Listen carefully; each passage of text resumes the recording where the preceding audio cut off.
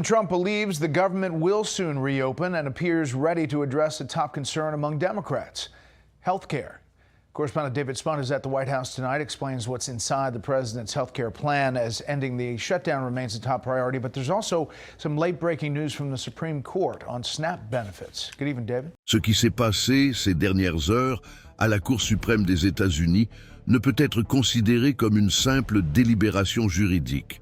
Il s'agit d'une rupture institutionnelle susceptible de déstabiliser complètement le gouvernement de Donald Trump, pour la première fois en plus d'un demi-siècle. La plus haute instance judiciaire américaine impose une barrière ferme à l'étendue du pouvoir présidentiel, et elle le fait par un vote significatif de 7 magistrats contre 2, dont 3 juges qui ont été nommés par le président lui-même. Ce qui est en jeu ici va bien au-delà des rivalités partisanes. C'est le cœur même du système républicain qui est mis à l'épreuve.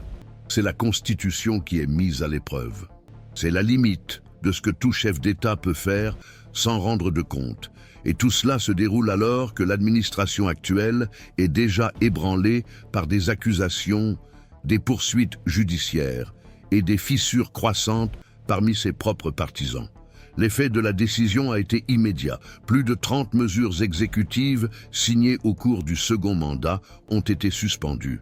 Parmi celles-ci figuraient des décrets élargissant les pouvoirs directs du président sur les organismes autonomes, des autorisations unilatérales d'employer des troupes d'État sans le consentement des gouverneurs, des manœuvres budgétaires effectuées sans consultation du Congrès et des modifications profondes des règles de recrutement et de licenciement des fonctionnaires fédéraux. La structure mise en place au cours des dernières années pour concentrer l'autorité entre les mains de Trump commence à s'effondrer face à un verdict qui pointe, sans ambiguïté, un excès de pouvoir. Et le plus impressionnant, c'est que cette décision n'a pas été prise par des tribunaux inférieurs, mais par la plus haute instance du pays, et signée par des ministres qui, jusqu'à récemment, étaient considérés comme fidèles au président lui-même. Cela représente en soi un changement radical dans la dynamique entre les pouvoirs et menace le soutien politique de Trump jusqu'à la fin de son mandat. L'argument de la Cour est clair. Aucun président n'est autorisé à gouverner comme un monarque. La Constitution des États-Unis prévoit un système de freins et contrepoids dans lequel les 3 pouvoirs, exécutif, législatif et judiciaire, agissent de manière autonome et se contrôlent mutuellement. Tout au long de son mandat, Trump s'est comporté comme si ce principe fondamental était un obstacle à contourner. Il a tenté de transformer les organismes de réglementation en bras opérationnels de la présidence. Il a revendiqué un contrôle absolu sur les forces armées de l'État. Il a voulu remanier le budget fédéral, supprimer des programmes et modifier des lois par décret. Aujourd'hui, la Cour suprême affirme sans équivoque que cela viole les principes constitutionnels. De nombreux experts ont établi des parallèles avec le scandale du Watergate, qui a abouti à la démission de Richard Nixon. À l'époque, le pouvoir judiciaire avait également dû réaffirmer que même le président n'était pas au-dessus des lois. Mais la situation actuelle est encore plus grave. Si auparavant le problème était la tentative de dissimuler des preuves et d'entraver les enquêtes, aujourd'hui, c'est le modèle même de gouvernance qui est remis en cause. La Cour suprême ne se contente pas d'annuler des mesures ou de signaler des illégalités. Elle redéfinit les contours de l'exercice du pouvoir et affirme clairement que Donald Trump a dépassé les limites autorisées. Cela change complètement la donne. À l'intérieur de la Maison-Blanche, le climat est à l'incertitude totale. Selon des informations récentes, des membres de la haute hiérarchie parlent déjà de paralysie décisionnelle. Des doutes subsistent quant à la validité des ordres précédemment émis, à la poursuite des programmes en cours et à la viabilité des actions futures sans l'approbation du pouvoir législatif. C'est comme si un système qui fonctionnait à plein régime avait été brusquement interrompu, provoquant une instabilité dans tout l'engrenage de l'État. Les conséquences sont tangibles. Les initiatives de déportation à grande échelle ont été interrompues. Les réformes fiscales, qui prévoyaient des coupes drastiques dans des domaines tels que la santé et l'éducation sont gelés. Les licenciements massifs dans la fonction publique ont été suspendus. L'administration Trump, qui a construit sa base d'action presque exclusivement sur des mesures exécutives, doit désormais faire face à un Congrès hostile et à une Cour suprême disposée à imposer des barrières. Et cela se produit dans un contexte déjà inflammable. Le président fait l'objet d'enquêtes portant sur des cas présumés de corruption au sein de son cabinet, des témoignages d'alliés qui auraient menti sous serment, l'utilisation abusive de fonds publics et des scandales familiaux allant de poursuites civiles à de graves allégations d'ordre éthique. Face à cet encerclement croissant, perdre le contrôle des instruments qui lui restaient pourrait marquer le début d'une chute accélérée. Mais l'élément le plus symbolique de ce revirement est peut-être le fait qu'il est mené par des juges qu'il a lui-même choisis. Amy Coney Barrett, par exemple, a déclaré qu'aucun président ne peut gouverner en ignorant le rôle du Congrès. Cette phrase, venant d'une personne aussi alignée idéologiquement à droite, est plus qu'une interprétation juridique. C'est une critique frontale du style de gouvernement adopté par Trump qui a systématiquement tenté d'ignorer le pouvoir législatif. Et lorsque même ses propres candidats commencent à s'élever contre ces méthodes, c'est le signe que quelque chose de plus important est en train de se réorganiser dans les coulisses du système politique américain. Et maintenant, dites-moi sincèrement, avez-vous aussi l'impression que ceux qui sont au sommet ont renoncé à regarder vers le bas, que les décisions qui changent nos vies favorisent toujours les mêmes, tandis que la majorité continue d'être sacrifiée? Si vous partagez ce sentiment, écrivez-le dans les commentaires ci-dessous.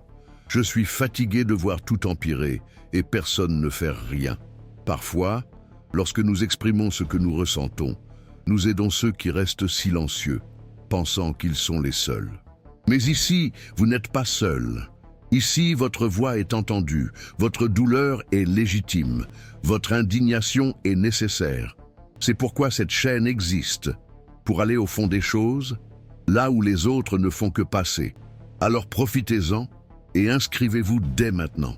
Ici, il n'y a pas de filtre, il n'y a pas de masque.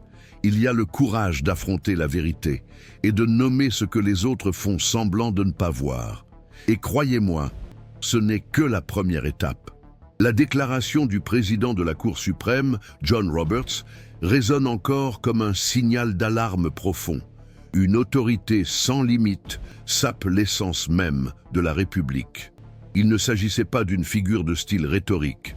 C'était un avertissement précis, doté d'un poids institutionnel, adressé à Donald Trump et à tout autre président souhaitant outrepasser les limites constitutionnelles. Lorsque le président de la plus haute cour de justice américaine affirme publiquement que le comportement du chef de l'exécutif met en danger le système démocratique, il n'y a plus de place pour l'ambiguïté. C'est la plus haute instance judiciaire qui avertit que les fondements du régime démocratique sont rongés de l'intérieur. Et lorsque cette déclaration est suivie de l'abrogation de 30 décrets présidentiels, il ne s'agit plus d'un différend protocolaire entre les pouvoirs. Il s'agit d'un geste de contention d'urgence, une manœuvre institutionnelle drastique pour empêcher l'effondrement total de l'ordre républicain. Dans ce contexte, la paralysie de l'exécutif n'est pas un effet secondaire, c'est l'intention directe, un signe que les freins constitutionnels ont été activés et que les excès du président ne seront plus tolérés. Dans les couloirs de la Maison-Blanche, les proches collaborateurs de Trump reconnaissent déjà l'ampleur de la crise. Certains évoquent une perte totale de contrôle, d'autres parlent de rupture interne. Certains affirment que le président envisage de riposter contre la Cour suprême, en remettant en cause sa crédibilité, en attaquant les magistrats qui ont voté contre ses ordres, et en laissant même entendre qu'il pourrait ignorer la décision. Mais ce type de rhétorique agressive, qui a si souvent renforcé sa base la plus engagée, semble désormais vide de sens. Car le verdict ne vient pas d'ennemis politiques, il vient de magistrats qu'il a lui-même choisis. 3 des juges que Trump a nommés, convaincus qu'il protégerait ses intérêts, ont désormais voté contre ses directives. Cela démantèle le discours selon lequel il serait victime d'une persécution institutionnelle, et cela renforce encore davantage son isolement politique au sein des structures formelles du pouvoir. Les répercussions pratiques sont dévastatrices. Plusieurs ministères ne fonctionnent plus pleinement. Les agences fédérales qui avaient adopté les nouvelles directives de la Maison-Blanche sont désormais en train de revoir leurs règles internes, leurs avis, leurs nominations et leurs procédures administratives. Tout ce qui était basé sur ces ordres risque d'être invalidé. C'est comme si le pays avait été contraint de reculer de plusieurs mois, effaçant les traces laissées par un gouvernement qui voit désormais ses décisions déclarées juridiquement nulles. Le secteur de l'immigration a suspendu les actions prévues. Les ressources qui avaient été réaffectées aux priorités politiques du président devront être redistribuées. Le programme de coupe budgétaire et de licenciement dans la fonction publique fédérale a été bloqué. Même les processus en cours, tels que les contrats d'urgence, les concours spéciaux et les réformes budgétaires internes, sont en cours de révision. Les équipes juridiques du gouvernement travaillent d'arrache-pied pour déterminer ce qui peut encore être légalement maintenu. Dans le même temps, les membres du Congrès convoquent des audiences, appellent des témoins et élaborent des requêtes afin d'enquêter sur l'étendue de la tentative d'accumuler des prérogatives qui n'appartiennent pas à l'exécutif. Mais ce qui échappe peut-être à beaucoup, et qui représente le point le plus sensible de toute cette agitation institutionnelle, c'est l'effondrement du style de gouvernance que Trump a mis en place. Il a agi comme s'il était propriétaire de l'appareil d'État, comme s'il avait le droit de redessiner les structures à sa guise. Pendant un certain temps, cette attitude autoritaire semblait efficace. Il a consolidé des alliances par loyauté, nommé des alliés à des postes stratégiques, démobilisé les mécanismes de contrôle, délégitimé les médias, accusé ses adversaires de trahison nationale et utiliser la peur comme instrument de domination. Aujourd'hui, avec un jugement incontestable entre les mains, ce modèle basé sur l'imposition commence à s'effriter. Et l'opinion publique ne voit plus Trump comme un leader ferme face à la crise, mais comme l'agent même de l'instabilité institutionnelle qui ravage le pays. Dans les rues, le sentiment est encore modéré, mais chargé de tension. Une partie des partisans les plus fidèles tente de minimiser la décision de la Cour, l'accusant de trahison. Mais un groupe de plus en plus important fait preuve d'incertitude. Les commentaires sur les réseaux sociaux révèlent que les sympathisants sont déçus par les juges nommés par Trump. Certains se demandent si le plan du président avait réellement un objectif précis, ou si tout a été mené sur la base de l'impulsivité, de la vanité et du désir de contrôle absolu. Cette usure émotionnelle au sein même du groupe de soutien est ce qui effraie le plus les articulateurs du Parti républicain, car la force de Trump a toujours reposé sur des partisans inconditionnels. Si cette fidélité commence à s'effriter, sa base politique commence à s'effondrer. Au sein du pouvoir législatif, le climat est également en train de changer. Les parlementaires conservateurs les plus modérés ont entamé un mouvement de distanciation.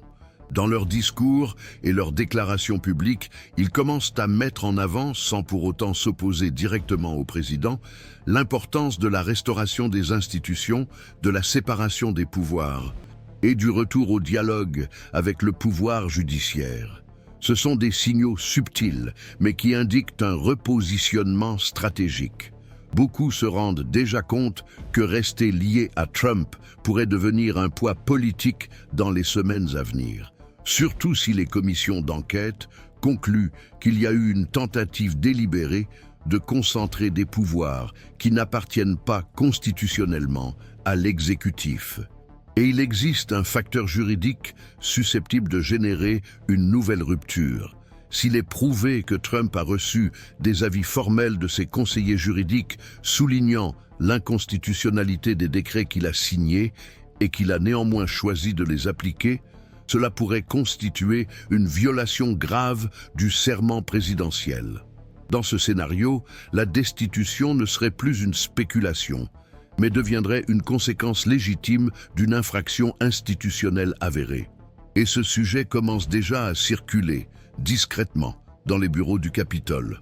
Encore avec prudence, encore avec crainte des réactions du président.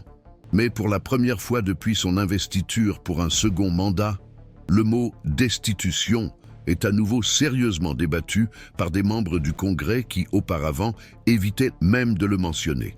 La situation a atteint un tel niveau de tension que même des personnalités historiquement liées à Trump préfèrent garder le silence. Des figures qui le défendaient avec véhémence sur les réseaux sociaux et les chaînes de télévision se taisent désormais, non par peur, mais par calcul. Ils savent que si l'opinion publique bascule définitivement, rester aux côtés de Trump pourrait signifier sombrer avec lui. Et l'histoire politique des États-Unis montre que ces revirements sont souvent soudains. Il suffit d'une révélation inattendue, d'un enregistrement compromettant, d'un échange de messages, et tout bascule. La grande question est, quelle sera la réaction de Trump ?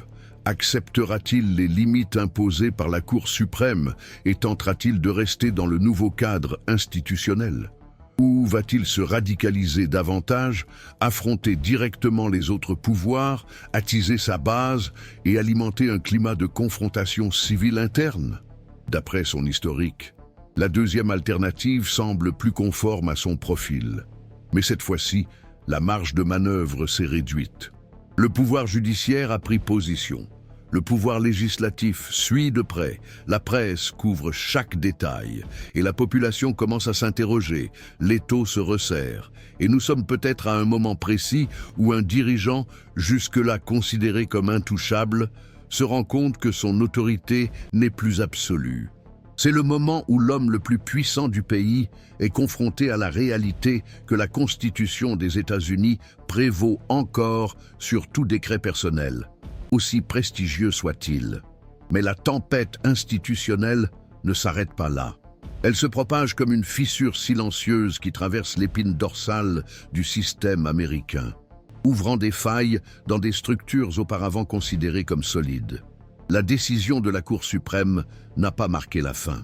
Elle a été le déclencheur d'une série de réexamens constitutionnels et politiques qui devraient s'étendre sur plusieurs semaines, voire plusieurs mois. Désormais, chaque décret présidentiel sera observé avec méfiance.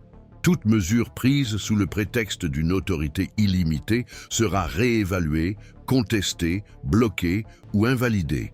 L'appareil fédéral est stupéfait.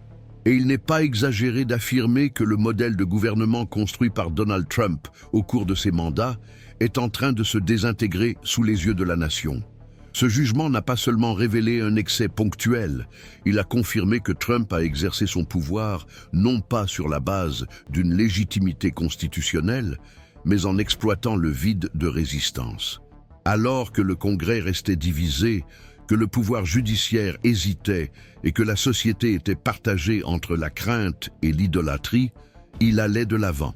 Aujourd'hui, face à une limite imposée par la Constitution elle-même, son projet personnel se heurte à un obstacle insurmontable. La fragilité de cette structure improvisée est visible dans les rouages de l'État. Les départements fédéraux qui, pendant des années, ont obéi aux ordres directs de la présidence, remettent désormais en question leur propre autonomie. Les directeurs publics qui ont suivi les orientations politiques de Trump sont contraints d'interrompre leurs actions, de réviser leurs avis, de résilier leurs contrats. La base juridique de milliers de décisions administratives s'est évaporée du jour au lendemain. Et dans ce vide, la peur s'installe. La peur des litiges, des sanctions, d'être tenu responsable de l'application de directives désormais considérées comme illégitimes. La panique qui s'installe ne vient pas de l'opposition, elle naît au sein même du gouvernement, parmi des fonctionnaires qui, selon toute apparence, ont été utilisés comme les rouages d'un système qui s'avère désormais illégal. En annulant ces mesures, la Cour suprême a entamé le processus de reconstruction de l'état de droit. Mais rétablir la légalité ne sera pas une tâche facile. Cela exigera une action courageuse de la part des institutions. Le Congrès devra assumer son rôle de contrôle et renoncer à la commodité de se cacher derrière le bouclier de l'exécutif. Le ministère public devra agir avec fermeté. Les gouverneurs, dont les compétences ont été bafouées, devront exiger réparation. Les magistrats des instances inférieures, inspirés par l'exemple de la Cour suprême, devront réaffirmer qu'aucune personnalité politique n'est au-dessus de la loi. C'est un moment qui exige une prise de conscience collective. Car la crise ne concerne pas seulement les partis, elle menace directement le système républicain. Si cette escalade autoritaire n'est pas contenue, ce qui reste de la démocratie pourrait être réduit à une apparence vide de sens. Plus significatif que toute mesure juridique est le fait que Trump lui-même, qui a toujours cultivé son image de personne au-dessus des règles, est désormais prisonnier du carcan des lois. Pendant des années, il a flirté avec le chaos. Il a encouragé les rivalités, fomenté des théories du complot, démantelé les espaces de négociation et gouverné par la peur. Ses discours étaient chargés de provocations calculées, d'insinuations hostiles, de fanfaronnades planifiées. Mais face à une décision solide, soutenue par 7 des 9 juges de la Cour, il se retrouve dans une impasse. Aucun réseau social n'est capable d'annuler une décision de cette ampleur. Aucune manifestation ne peut renverser un vote constitutionnel. Aucune rhétorique populiste ne résiste à une décision judiciaire qui redéfinit les contours du pouvoir. Et peut-être pour la première fois, Trump se trouve confronté à la limite qu'il n'a jamais accepté de reconnaître, la fin de sa propre liberté d'agir sans conséquence. Le choc politique est énorme. Les précandidats du Parti républicain qui utilisaient l'image de Trump comme atout repensent désormais leur stratégie. Les campagnes électorales liées au président entament des recalibrages.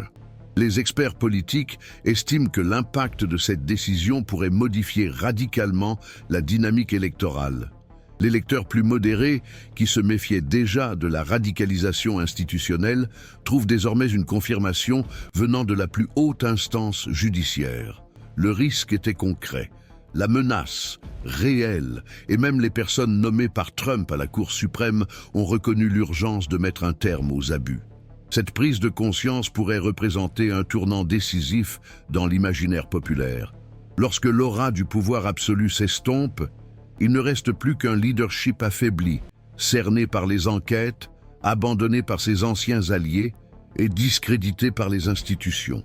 Dans ce nouveau scénario, le Congrès se trouve face à un tournant décisif. Soit il se positionne pour garantir le respect des principes constitutionnels à l'avenir, soit il devient co-responsable d'une tentative de centralisation autoritaire du pouvoir. Car oui, ce qui s'est passé jusqu'à présent était une tentative concrète de rompre l'équilibre démocratique. Et s'il n'y a pas de réponse claire, avec des responsabilisations effectives, le message transmis sera dangereux. Il suffit de manipuler les structures, de nommer des alliés et de faire pression sur les institutions pour réessayer.